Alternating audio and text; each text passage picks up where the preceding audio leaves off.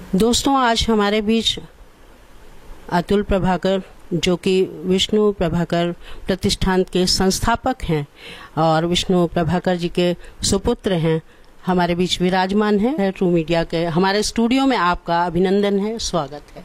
नमस्कार। अतुल जी, मैं आपसे पहला प्रश्न आपके जीवन से संबंधित करना चाहूँगी कि किस प्रकार आप जीवन के साथ जुड़ते हुए साहित्य के क्षेत्र में किस प्रकार आए? मेरे पिता, जैसे आपने बताया कि वो एक साहित्यकार थे और वो सभी विधाओं में लिखते थे जी। उन्होंने शुरू तो कविताओं से किया, कविता से शुरू करके उसके बाद कहानी, नाटक, उपन्यास, यात्रा वृतांत, जीवनी, सभी विधाओं में उन्होंने काफ़ी कुछ लिखा और करीब 300 के करीब उनकी किताबें हैं। वो बचपन से उनके स्वाभाविक है उन्हीं के साथ रहे, तो उनके साथ रहे तो बहुत सारी चीज़ें साहित्य से जुड़ी हुई हमारे अंदर भी आती गई, प्रवेश करती, और उन्होंने अपना असर भी दिखाया, समय समय पर असर दिखाती हैं। तो उनके साथ हम बहुत सारे कार्यक्रमों में जाते थे, तो वहाँ जो कुछ हमने देखा और कुछ घर पे जो बहुत सारे साहित्यकार आते रहते थे, उन सबसे मिलके जो हमने सीखा समझा साहित्य के क्षेत्र में, उससे हमको बड़ी इंस्पिरेशन, प्रेरणा मिलती है। तो वो उनका 2000 में जो है, शुरू में मैं व्यापार में था, लेकिन जब उनका देहावसान हुआ 2009 में, तो उससे थोड़ा समय पहले मैंने व्यापार वगैरह सब छोड़ दिया और आखिरी समय में वो काफ़ी बीमार थे, तो उनके साथ थोड़ा समय देना पड़ता था। लेकिन उसके बाद से, उनके जाने के बाद से मैं सिर्फ उन्हीं के काम में, या जो उन्होंने विरासत छोड़ी थी, उसी को आगे बढ़ाने में आगे बढ़ा रहे हैं। तो विष्णु प्रभाकर प्रतिष्ठान की आवश्यकता आपको क्यों पड़ी? ऐसा देखिए, ये हमारा जो समाज है साहित्यकार को बहुत ज़्यादा अहमियत नहीं देता जी। कुछ लोग हैं जो बहुत ऊंचे पहुंच गए, उनको तो सब लोग पूछते हैं, लेकिन ज़्यादातर लोगों को एक बार उनके देहावसान के बाद सब भूल जाते हैं, कोई याद नहीं करता जी।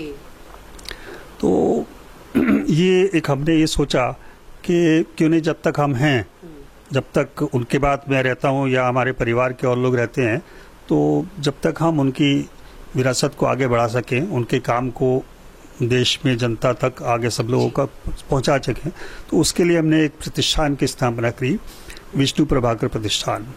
और उसके अंतर्गत हमने, जैसे 2009 में उनका देहांत हुआ, उसके बाद साथ साथ ही 2012 में उनका शताब्दी वर्ष भी आ गया।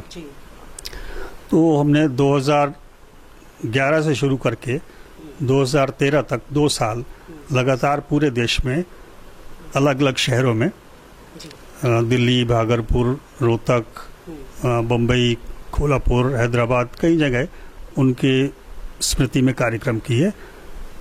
और उसके बाद 2013 में ऐसे ही हम लोग एक दिन गांधी हिंदुस्तानी साहित्य सभा है, जो काका कालेलकर की संस्था है, काका कालेलकर गांधीवादी व्यक्तित्व कहलाते हैं और वो शिक्षा से जुड़े हुए, शिक्षा और भाषा से जुड़े रहे हैं, तो वो संस्थान उनका काम देखता है।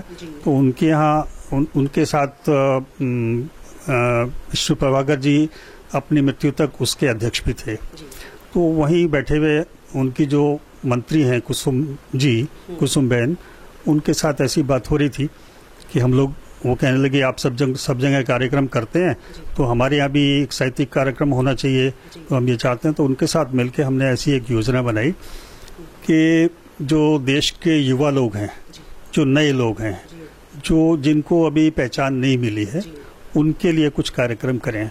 यही इच्छा, ऐसी ही इच्छा काका कालेलकर और विष्णु प्रभाकर जी की रहती थी कि नए लोगों को जितना आगे लोगों को बढ़ाते रहते थे। बिल्कुल, उनकी भी ये इच्छा रहती थी, जो भी नए लोग आए उनको जितनी सहायता कर सकें, जितना सहयोग कर सकें, उनको नई दिशा मिले, उसमें हमेशा वो प्रेरणा देते रहते थे।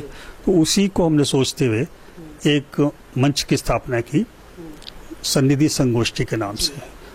उसमें हम लोग हर महीने के लगभग तीसरे शनिवार को, आमतौर पर तीसरे शनिवार को ही करते हैं, एक कार्यक्रम करते हैं 2-2.5 घंटे का। और उसमें हम लोग जितने युवा साहित्यकार अलग अलग क्षेत्रों के, चाहे वो कहानी लिखते हो, कविता लिखते हो, व्यंग लिखते हो, लघु कथा लिखते हो, हाइकू भी आपने कराया उसमें? हाँ, हाइकू लिखते हो, छंद लिखते हो, दोहे लिखते हो, तो अलग अलग विधाओं पे हम लोग कार्यक्रम करते हैं। और उसमें हमारा उद्देश्य यही रहता है कि जो नए लोग जिनको कहीं अभी तक मंच नहीं मिला, वो आके उनको मंच दिया जाए, वो अपनी रचनाएं सुनाएं।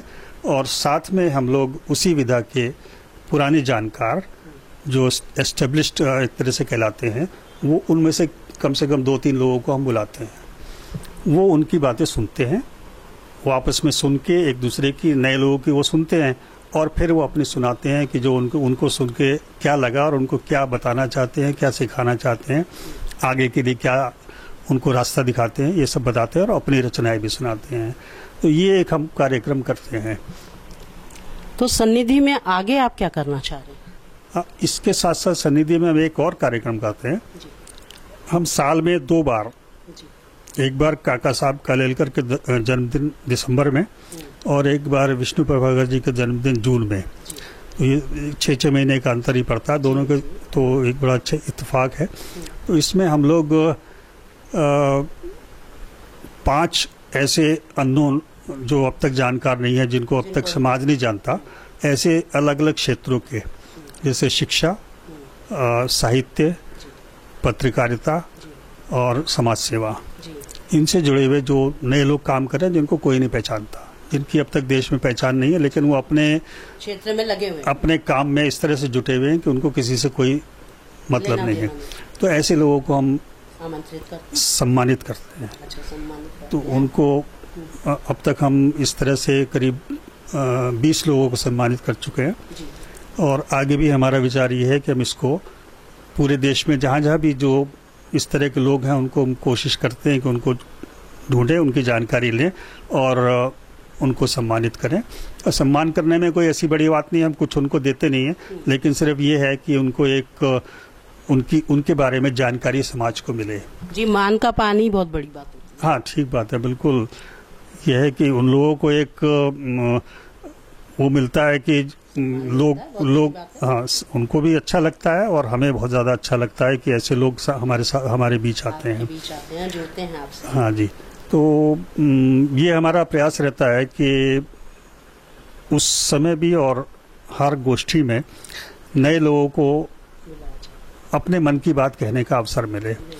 और आगे भी हमारा जो विचार है, आगे हम यही चाहते हैं कि जो बिल्कुल नए लोग, जो कॉलेज के विद्यार्थी, स्कूल के विद्यार्थी, जो लोग अभी बिल्कुल नए हैं, जिनको साहित्य में आगे बढ़ने के लिए कोई रास्ता नहीं है और बल्कि वो उनकी इच्छा, सिर्फ अंदरूनी इच्छा है, वो बढ़ना चाहते हैं, तो हम ये चाहते हैं कि वो लोग हमसे जुड़ें और उन लोगों के लिए जो हम कुछ कर सकें, उनको जो दिशा दे सकें, उनको जो हम सिखा सकें, जो भी उनको रास्ता थोड़ा बहुत दिखा सकें।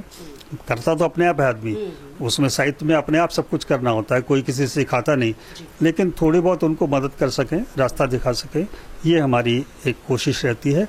और इसी कोशिश को हम जारी रखेंगे और हमेशा ये चाहते हैं कि जब तक हम हैं तब तक हम जितने लोगों को इस रास्ते पे जोड़ सकें।